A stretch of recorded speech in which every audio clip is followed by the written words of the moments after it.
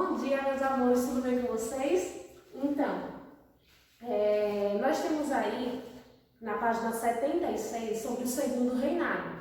Só retomando os assuntos, lembre, o primeiro reinado foi logo após a independência do Brasil, que Dom Pedro foi nomeado imperador, e aí ele ficou conhecido como Dom Pedro I, certo? Tiveram alguns acontecimentos que ele não pôde ficar no Brasil e voltou para Portugal. Deixou seu filho de 5 anos, que era Dom Pedro de Alcântara, tá bom? E esse filho não podia assumir o governo no Brasil. Com isso, Dom Pedro I, ele nomeou alguns regentes, ou seja, pessoas que ficariam no lugar, no governo, até o seu filho completar a maioridade. Então, esse período ficou conhecido por período regencial. Aí nós temos lá a trina provisória, a urna de Feijó. Então, nós tivemos vários períodos dentro do período regencial, tá bom? E em seguida, nós temos que vamos falar hoje do assunto do segundo reinado.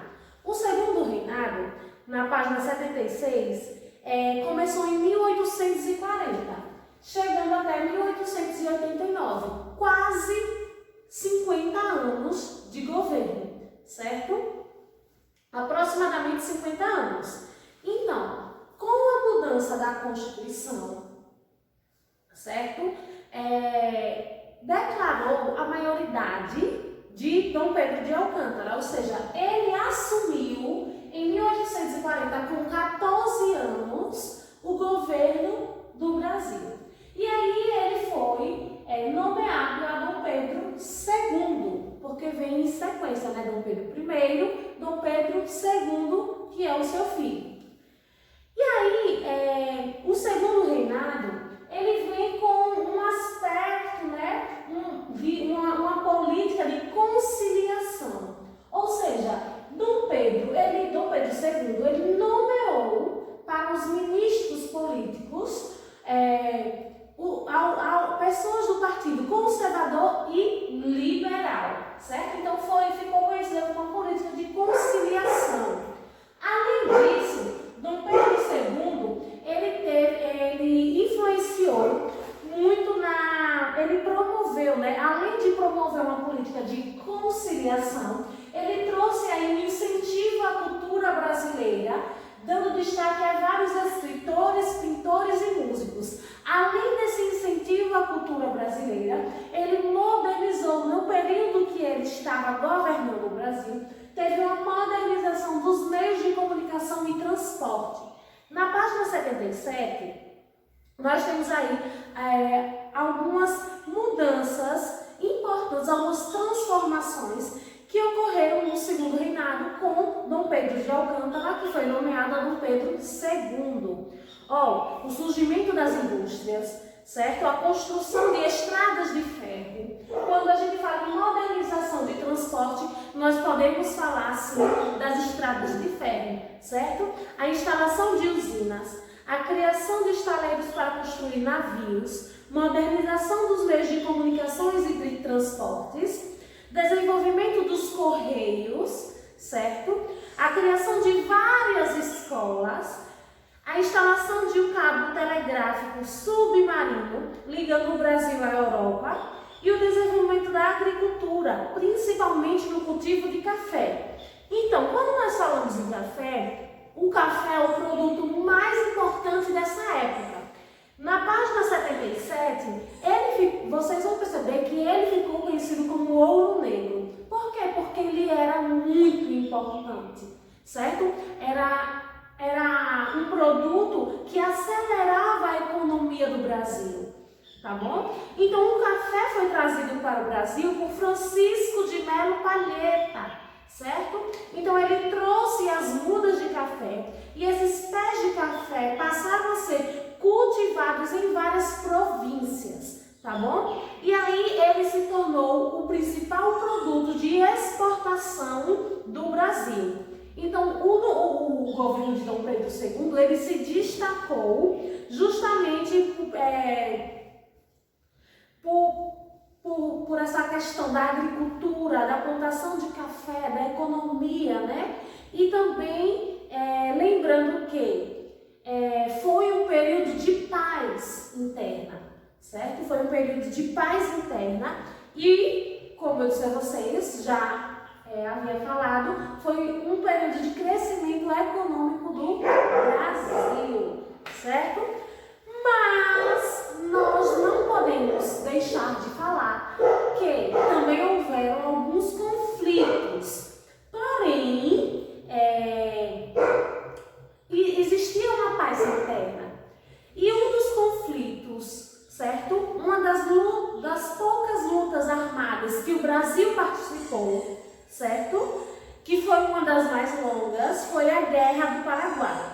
Nós temos aí na página 77 que a Guerra do Paraguai ocorreu em 1864 a 1870, então foram 6 anos de guerra. Então o Brasil lutou ao lado da Argentina e do Uruguai. Então aí eles formaram uma tríplice aliança, certo? Brasil, Argentina e Uruguai. E aí eles formam essa tríplice aliança. E eles receberam o incentivo da Inglaterra, certo? Eles receberam o apoio financeiro, o apoio militar da Inglaterra. Então, professora, vamos ler um pouco aí, ó, no segundo parágrafo da Guerra do Paraguai. O Paraguai, governado por Francisco Solano, era um país desenvolvido e independente, certo? Seu objetivo era obter uma saída para o Oceano Atlântico, para ampliar o seu comércio marítimo. Então, nós temos aí um objetivo de Francisco Solano, que era o governador do Paraguai.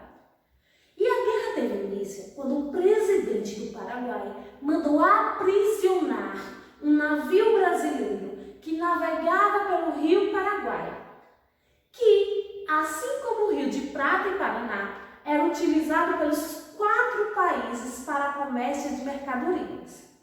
Solano ainda ordenou a invasão do território brasileiro e argentino.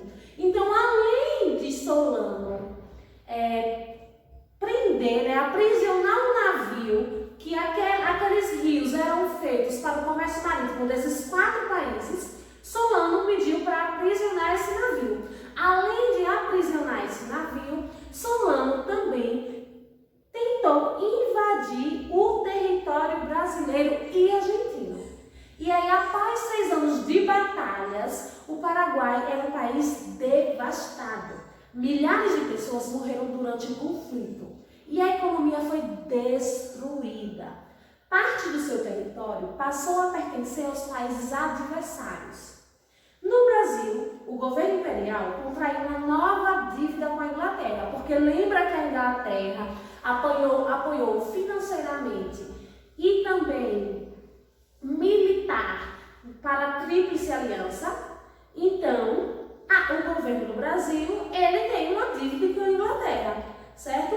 Porque ele pegou uma grande quantia em dinheiro para gastar na guerra, certo? Então, após essa dívida com a Inglaterra, a popularidade de Dom Pedro II, que é Dom Pedro de Alcântara, ela caiu, porque aumentou o movimento pela libertação dos escravos e as ideias republicanas ganharam as ruas. Então, o caminho para a república já estava começando a ser desenhado, tá bom? Então, vocês têm aí um assunto simples e que tem muitos acontecimentos. Nós vimos algo mais resumido desse assunto, mas que já dá para compreender um pouco do que se passou nessa época. Então, para casa, a página 78. Então, estudem e até a próxima aula.